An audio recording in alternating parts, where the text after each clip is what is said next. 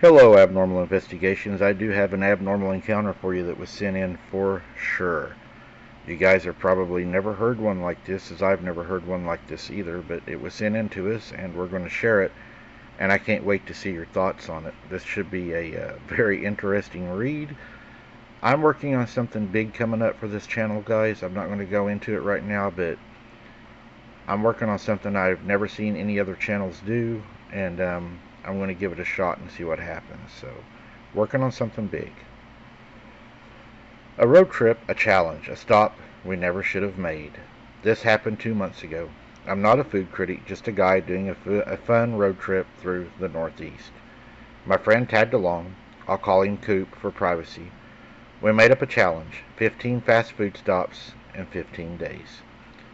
I filmed quick reviews, rated fries, and debated sauces. Coop didn't want to be on the camera, but he was all on the eating.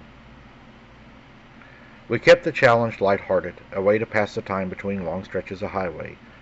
It was supposed to be fun. Stop 13 was a KFC in a small Maine town, tucked off a foggy back road. Everything nearby was closed. Rain blurred the windshield, and street lights bounced off the wet pavement. The smell of pine and wet concrete hung in the air, mixing with the occasional gust of damp earth through the car vents. The town itself felt quiet in a way that went beyond the hour. No late-night gas stations activity, no glowing signs of life beyond the flickering red open in the window. It was 9:30 p.m. We parked. Inside, the air carried a stale scent of fryer oil, but there was no kitchen clatter, no hum of drive-through orders, just fluorescent lights buzzing weakly overhead. One man behind the counter.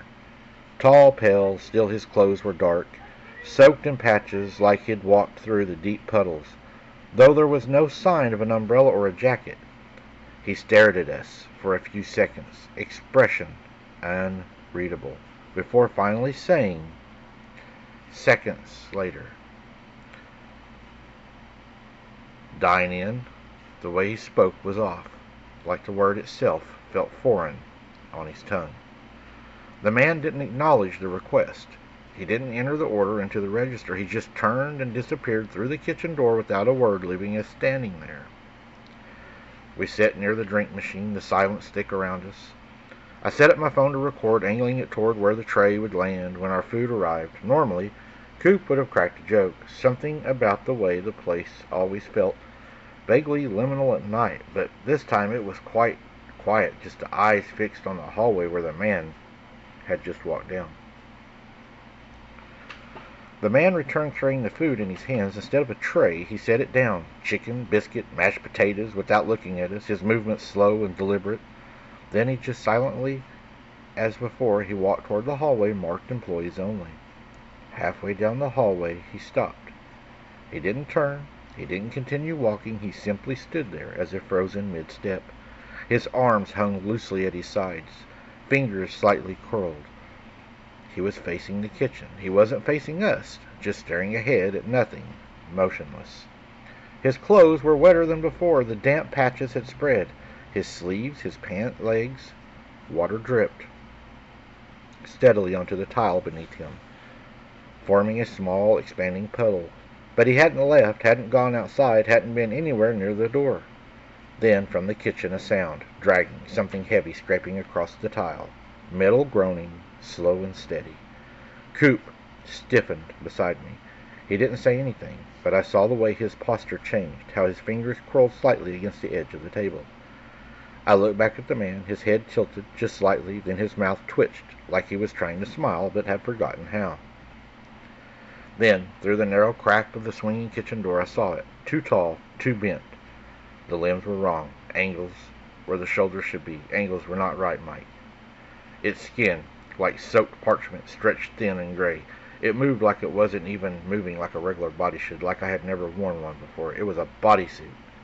Like it wasn't doing it right. The kitchen lights flickered, and then it was gone.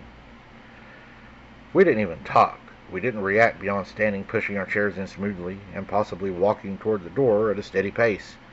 No panic, no sudden movements. We didn't want what happened or to know what happened. But as we was going out the door, there was now a new lady at the front of the store. It was a different atmosphere.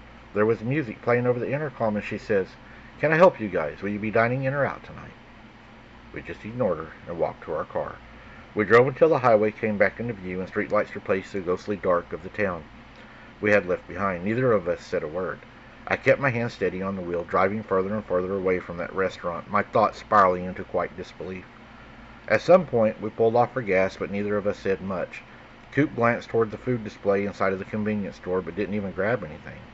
I didn't ask. The hunger had drained from both of us completely. I deleted the footage from my phone without even watching it. I didn't care to see what it was or to care what I had caught. I knew what I had seen, and I did not want it on my phone. I believe that if you let things in on your devices, your phone, or even people, that you can become susceptible to whatever it is. I deleted it, got rid of it, prayed over my phone, my car, and we prayed over each other, and we left. I don't know what we saw that night, Mike, but it sure wasn't human. There you go, folks. Another different one. I've never heard one like that. What do you think he witnessed in that restaurant? It's kind of like the lady at the front didn't even know that they were there or didn't know that they had been served. I thought that was kind of strange. Let me know what you all think. Thank you for watching, guys, and until next time, keep your head on a swivel, don't be something's dinner, and we'll see you on the next one.